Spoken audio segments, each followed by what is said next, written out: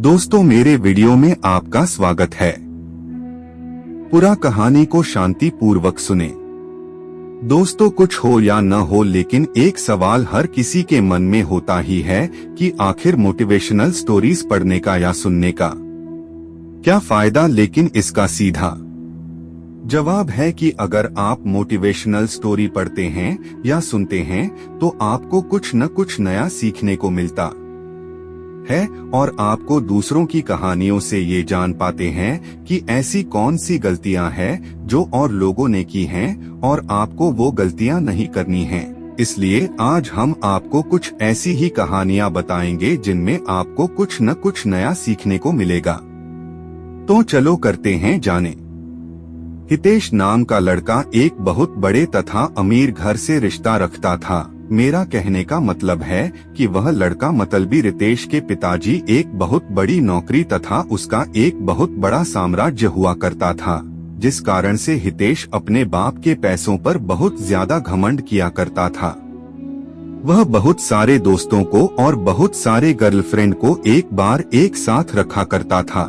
पैसों के इतनी ज्यादा अमीर होने के कारण लोगों को कुछ भी नहीं समझा करता था, सभी से झगड़ा किया करता था और सभी के साथ बहुत ज्यादा बुरे मानसिकता वाले हालात से पेश आता था। यही कारण है कि हितेश का कोई बेस्ट फ्रेंड नहीं था। वह जितने भी फ्रेंड के साथ रहता था, जितने भी दोस्त के साथ रहता था, वह सिर्फ उसके साथ उसके पैसों पर मौज मस्ती करने के लिए रहता था। लेकिन जब हितेश किसी मुश्किल में फंस जाता था तो कोई भी दोस्त उसकी मदद करने के लिए बिल्कुल भी आगे नहीं आता था।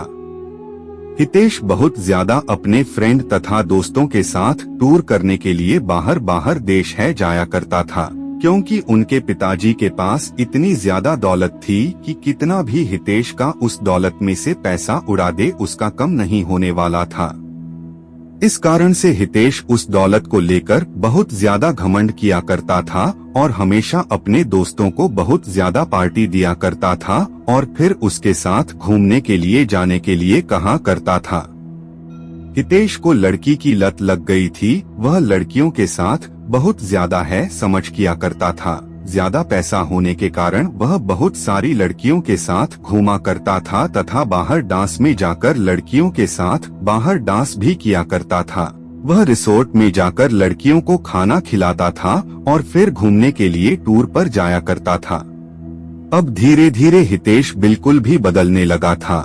हितेश को उस लड़की के अलावा कोई भी लड़की नहीं दिखती थी। जितनी भी लड़की के साथ हितेश घुमा करता था, अब वह उन लड़कियों से बिल्कुल भी दूर हो चुका था। अब वह ज्यादातर वक्त अपना घर में ही गुजारा करता था।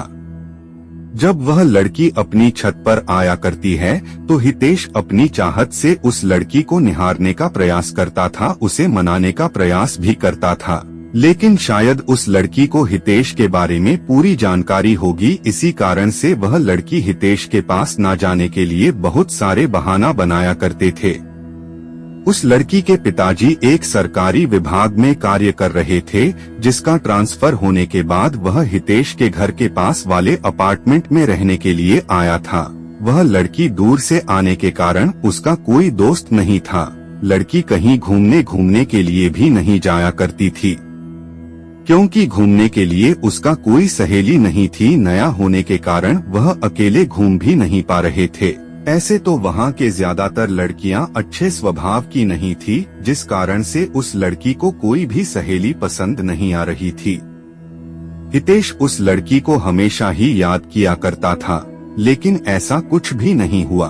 कुछ भी ना बीत जाने के बाद वह लड़की अपने अपार्टमेंट को छोड़कर जाने ही वाली थी, क्योंकि उसके पिताजी एक सरकारी ऑफिसर थे और उसका ट्रांसफर 3 महीने में दूसरी जगह हो जाया करता था।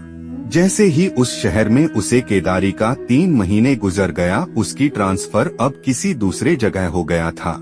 ऐसे में हितेश बहुत ज्यादा दुखी रहने लगा था, क्योंकि वह जिसे प्यार करता था कभी भी उसे वह बात नहीं कर सका था। जैसे ही इस बात की जानकारी हितेश को हुआ बहुत ज्यादा दुखी हुआ और सोचने लगा कि मेरी क्या गलती है कि मुझे वह लड़की आज तक सही से देखा भी नहीं। लेकिन माना कि था उस शहर में उस दिन अंतिम दिन था। हितेश आता था कि उस लड़की से मुलाकात करके कुछ बात किया जाए।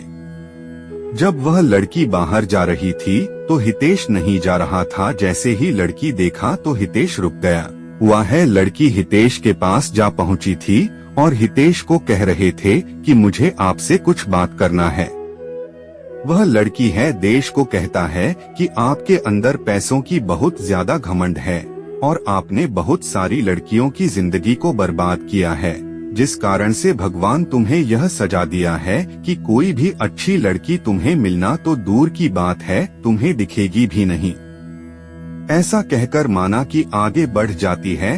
हितेश मन ही मन अपने आप को कोसता रहता है। हितेश सोचता है कि जो मेरे पास इतने पैसे हैं और कोई अच्छी लड़की ही नहीं मिलेगी, मेरे पास इतने पैसों की क्या कर सकते हैं।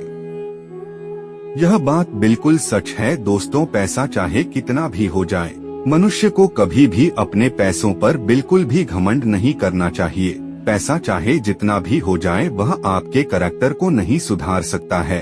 यदि आपके पास बहुत ज्यादा पैसा है तो उसे संभाल के रखिए है, वह अच्छी चीजों में उपयोग करें।